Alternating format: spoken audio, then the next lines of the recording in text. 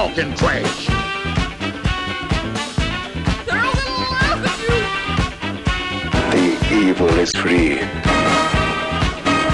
In her soul, she's as common as dirt! Hello. Cinema de Merde.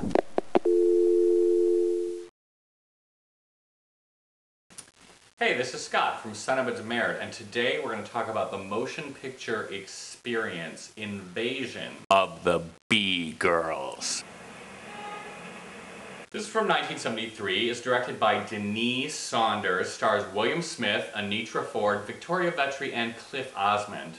Now, I gotta be real with you and tell you that there's gonna be some explicit language and adult themes in this video cast, so if you're at work, it's headphone time, and of course take the little kiddies away.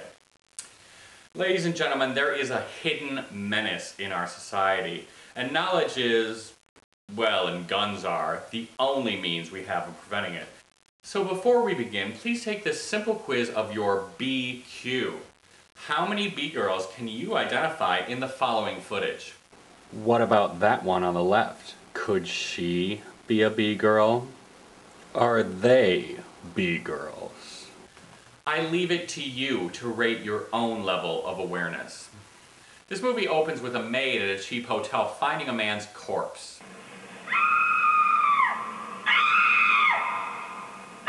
It would seem that he had a massive heart attack sustained during the act of sex. Immediately, Sergeant Peters, the fat, mustachioed cop with the comb over, is on the case. I have to admit I found Sergeant Peters kind of hot. John Doe. He's soon joined by William Smith, aka the Biller, as a federal agent on the case. So the Biller goes to this mysterious California institute where they perform all sorts of sex rituals and experiments and stuff, and there he meets this sensuous blonde, the one who was with the dead guy when he died. She says that she and the dead guy bawled, and we bawled, and we bawled, till he dropped dead. To which Bill replies, "Can I take you to lunch?" Yes, there's a lot of talk here about how great it would be for a man to be fucked to death. Many men in the movie express this sentiment, and how if they only knew which women were the B-girls, and why are they so hard to spot? They'd be first in line. It's kind of like a male death drive. You see, this film was widely interpreted as being a statement.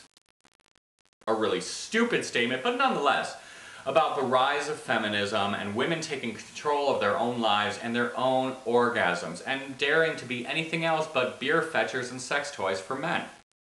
As such, it really reflects the zeitgeist of the period, men's very potent fear that if feminism were to take root in society, women might quite literally start fucking men to death. Of course, the men don't come out of it so well either, as it is assumed that no man could ever just say, "No thanks, B-girl." And the anti-feminist vein continues in this movie as women are presented as either A, grumpy, dowdy men who don't want to have sex, or B, hot, sensuous women who do want to have sex, but will kill you.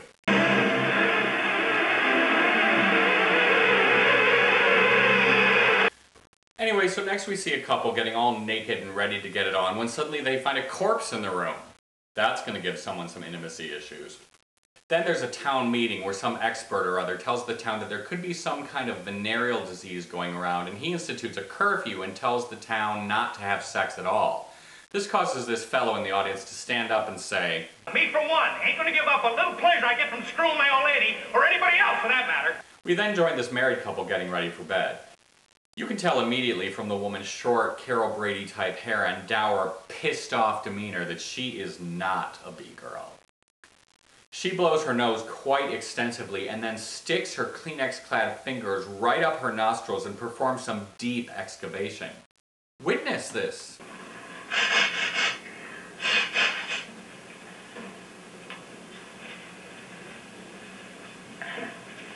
It really is rather shocking.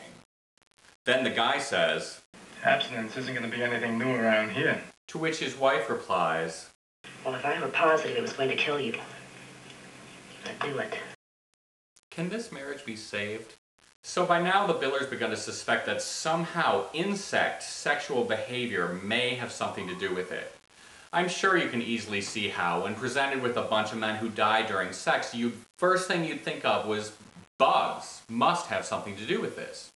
Anyway, so the B-girls call the widow of the last guy they've killed and demand to meet with her. And that's totally the name of my fan fiction for this movie. Call from a B-girl. Turns out they want to turn her into a B-girl, and her transformation is one of the highlights of the movie. First they beam some lights on her. Then they strip her naked and smear her with some stuff that's supposed to be royal jelly, but really looks just like marshmallow fluff. They smear her entire nude body with it, paying special attention to her breasts, and this makes them all feel quite sensuous. Then they put her in the bee chamber where she's covered with bees, and then by the time she's done, they pull her out and they rip the stuff off, and she's a full-fledged bee girl. Next, Sergeant Peters goes to visit this wife, simply not noticing that she's now wearing giant Jackie O sunglasses. She doesn't seem fazed in the least by the fact that her husband's now dead. Dear Herb never was what you would call a cautious man. And she comes on hard to Peters. Now, comb over or no, I wanted to watch Peters getting it on, but I was pleased to see that he is in fact the one guy in town who has the sense to simply say no to B-girls. Then the B-girls take the blonde love interest of the biller and he goes to save her. There's going to be some spoilers now, so if you don't want to know the end of the movie, you're going to have to leave. So there she is in the lab about to be transformed, and the biller comes in. It's one of those things where a single gunshot causes the entire lab to explode.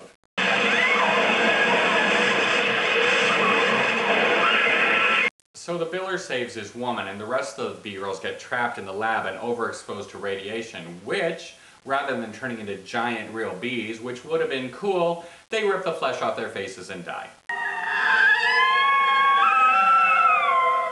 I also think it would have been cool if the biller went in the lab afterwards and everything was gone, but there was just a bunch of giant Jackie O sunglasses laying on the floor. So then the biller and his lady enjoy some sensuous lovemaking while an ominous final series of shots shows that there's still bees outside.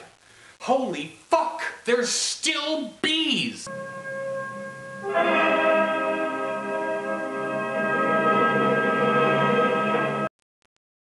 So what? It's one of those movies that's just so patently ridiculous that it remains kind of fun throughout. How the B-girls originated or what their evil plan is never really explained. I guess they're turning women into lesbian B-girls and killing men that they no longer need. This, along with the unsettling intimations of this male death drive that makes men want to expire during sex, makes this a thought-provoking filmic document that may remain not fully understood for several years into the future.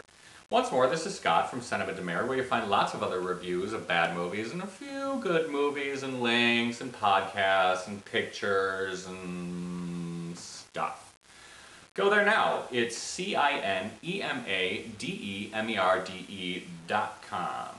Thanks, I hope you enjoyed watching. Look for some other video casts of Cinema de Merde, and we'll talk to you later. Bye!